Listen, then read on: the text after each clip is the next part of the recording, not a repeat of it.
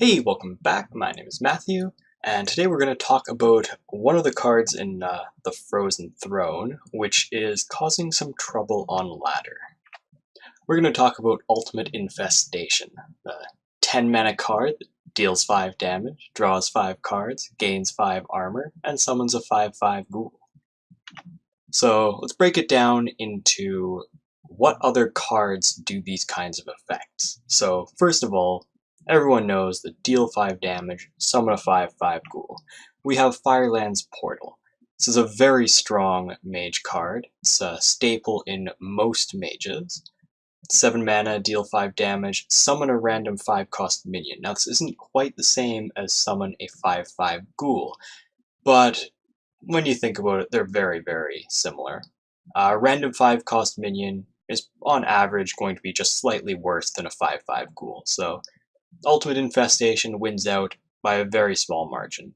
And Firelands Portal has the upside that you can high roll really good minions, but also has the downside that you can low roll really bad minions. So Ultimate Infestation wins because it's more consistent, but overall, essentially the same effect. Next up, draw 5 cards. Now, Hearthstone doesn't currently have a single card that just draws 5 cards. The closest thing we have is Sprint. 7 mana, draw 4 cards. So that is one less card. We'll have to take account of that. But Sprint, also a fairly strong card. It's seen quite a bit of play in Rogue.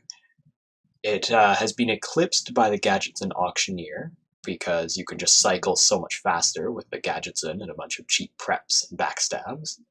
But nonetheless, Sprint is a competitive card. So we'll just add that on there. Next up, we have gain 5 armor. But we're still 1 card short because Sprint only drew us 4 cards. So what card do you know that draws a card and gains 5 armor? Well, Shield Block from Warrior. Again, this is a competitive card. It is seen in competitive play. It goes into most control-oriented warrior decks.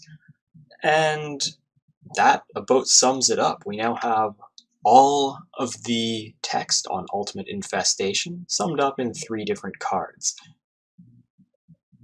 So when you combine Firelands Portal, Sprint, and Shield Block, you get a 10 mana card.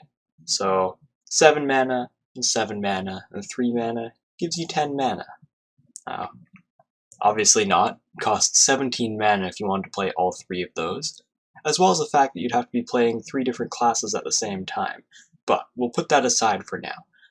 Ultimate Infestation is a 10 mana card, and that's a bit unique because that's the maximum cost that you can have and still be able to play a card without giant effects such as reduced cost over time or due to other effects in the game. So being at 10 mana means it has to be a very powerful card, otherwise it will never see any play, because it has to eclipse all other cards, except maybe other 10 mana cards.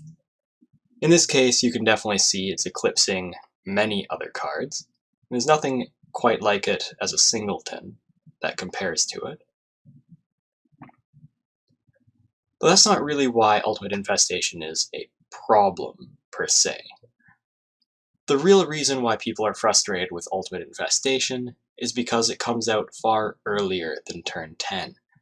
Unfortunately, Druid has access to a lot of ramp effects. They have Wild Growth, they have Jade Blossom, they have Innervate, they have Nourish. All of these things combine to get Ultimate Infestation out far, far earlier. Frequently, it comes out on turn 5 or 6. 7 and 8 happens occasionally, but it's actually fairly rare for Ultimate Infestation to come out as late as turn 10. So when you take that into account, Ultimate Infestation is coming out much, much sooner than a 10 mana card should come out. And then we have the new card from Knights of the Frozen Throne, Spreading Plague. Summon a 1/5 Scarab with Taunt. If your opponent has more minions, cast this again. Now these 2 cards on their own aren't problems. Spreading Plague is a very cool anti-aggro card. Ultimate Infestation is a very cool late-game control card. It gives you more fuel, it gives you some health, it gives you board control, It's a swing card. It does everything you want. Ultimate Infestation, very good card. Not going to argue with that. However, Spreading Plague prevents your opponent from overdeveloping on the board. And the only way to fight against Ultimate Infestation is to play faster than Ultimate Infestation and kill the Druid before they get all the value. Now, there are other fringe cases. For example, you can try to fatigue them, in which case Jade Idols and such become an issue, and you have to run Geist in your deck, so on and so on. So it's just not really worth considering those edge cases. In general, to defeat Ultimate Infestation, you have to play aggro, or if you're not playing aggro, you have to switch your playstyle to a more aggressive one. And Spreading Plague puts a stop to that quite nicely, preventing you from killing them quickly so that they can get their Ultimate Infestation. So, with all of that taken into account, Ultimate Infestation, a very strong card, but in Druid, it's a little bit overpowered. The fact that you can get it out so early, and that it does everything you could possibly want in one card, is a little bit too much. You could make changes to Ultimate Infestation, or you could make changes to Spreading Plague, or you could make changes to the general ramp effects in Druid, but I don't really want to see any of those other changes. I think that those are pretty core to Druid, and Spreading Plague is a nice anti-aggro card, so I would like to see Ultimate Infestation changed. Maybe not in a huge way, maybe dial it back a little bit, maybe change all of those 5s to 4s, perhaps. I have 4 damage, draw 4 cards, gain 4 armor, summon a 4/4 ghoul. That's still pretty strong, but instead of putting 17 mana into one card, you'd be putting more like 13 or 14 mana in. I think that's more reasonable for a 10 mana card. So, thank you guys for watching. I hope you enjoyed this video, and I will see you all next time.